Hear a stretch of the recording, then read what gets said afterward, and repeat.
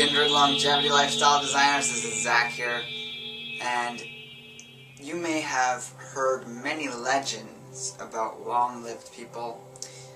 Perhaps you've heard, well, I'd almost say, of course you've heard of Methuselah, who supposedly lived in the Bible, says he lived to be 969 years old. There are many other legends of even immortal figures or long-lived figures. In China, there was a man named Peng Tzu, who lived to be 800 supposedly. And even amongst Western traditions and many other areas of the world, specifically India, China, Tibet, there's all these legends of people having lived to long, really advanced ages, 256 years, 153 years. There's all these different figures who push the boundaries of what we think might be possible. Now, as our society currently stands, there are certain standards set by organizations like the Guinness Book of World Records on age and what determines the longest lived person, and there's certain politics around that I personally believe hinder people's ability to understand what's possible, and it actually limits people's beliefs and ideas about what's possible in terms of the maximum human lifespan. As it currently stands, the longest lived person to have ever lived, according to the Guinness Book of World Records, is Jean-Louis Calment of France, who lived to be 122 years of age. Now, I personally feel that really latching on to this as the maximum or longest lived person to have ever lived is really limiting. I mean, we have these legends and countless stories. Like, I could go on about them all day. But they're immediately dismissed, obviously, because there's no evidence, and rightly so. I don't think we should definitely just run with it and assume that these are all true. I mean, we don't have the evidence, so we can't say it's true or not, but there's still the possibility there. And because there's that possibility, it leaves the imagination open to what could be possible. Now, if we start to look at the limitations of what we define as being someone who's lived a long time, we actually see there's only been really good evidence and ways of determining that for the past couple of decades. And of course, the people that make claims about living a long time, and these aren't outrageous claims, these are just the people claiming to be 123, 125, 128, etc.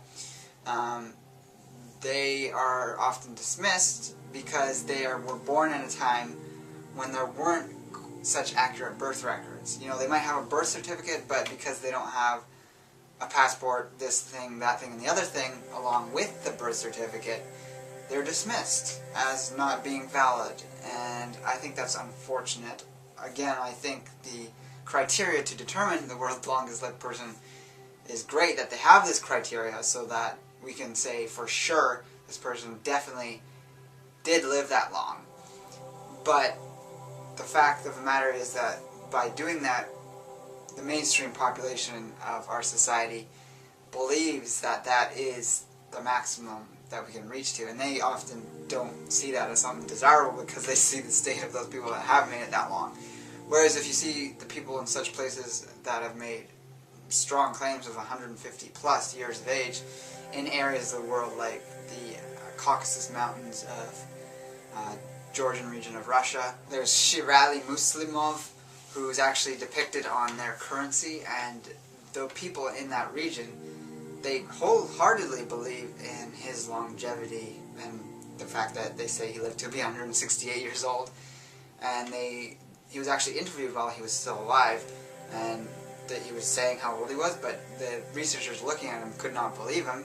He obviously had no proper records from that time. That was in the early to mid 1800s. There was no accurate recording in that area of the world at that time. So even in the Western world, where there were better kept birth certificates and other forms of proof of evidence of that, that is even limited because people who have claimed to be older than 130 don't have the evidence because, again, before that time, there was just no birth certificates, etc. Now, what a lot of people take as an idea of dismissing a lot of this stuff, or a lot of these long-lived people, is that they look at the average life expectancy from, you know, the beginning of the industrialized world, or the Industrial Revolution, to today, and they say, look, our lifespans have been increasing exponentially, or on a gradual increase of scale by the decade, and we really didn't have people living even much past 50 or 60, so how could someone reach 160 if people were barely living past 60? There's really, at least in the scientists' mind, that seems almost so unlikely it's impossible. However, what they have done wrong is in their calculations they've included the death rates of babies, or deaths at birth, in with the whole calculations of average life expectancy. So if you have a bunch of people living to 70 and you average that out with a bunch of tons of babies that died either at birth or shortly after birth, which happened a lot 100 years ago, it was a much higher death rate at birth. And with today's modern medical advances in preventing deaths at birth, we now have very low death rates at birth, and so that makes the average lifespan appear to be greater today. Now, of course, if you do look at specifically industrialized worlds, where there's people working 100 hours a week in a factory for $1 a day or less, or whatever the currency was in those times and the amount they were making, very, very hard labor with very little reward, and it was almost constant. They had horrible life expectancy because they had horrible nutrition, horrible living conditions, extreme amounts of stress, and yeah, those people weren't living a long time. But if you go even further back to more traditional cultures, traditional societies, you look at some of the long-lived cultures around us today, around the world, the blue zones, etc., you do see very long-lived people living very simple lives, getting very good whole foods, some raw foods, some fermented foods, some sprouts, some fruits, mostly plants, and you know, their lifestyle is impeccable compared to people today, and they're living longer, yet don't have anywhere near the amount of luxury that we have the option of pursuing and surrounding ourselves with today. So my whole point with all this is that there was, and still is, potential for people to live far beyond the societal thought of what the maximum life expectancy is. So if you check out the article below, I've written sort of a summary of everything I'm talking about here, plus more information about my theories around long-lived humans, and I've got a list, or actually 3 lists, of the longest-lived confirmed centenarians and super centenarians, and then possible super long-lived centenarians, or long-lived people that have lived outrageously long lives, but they're more mythological or legendary.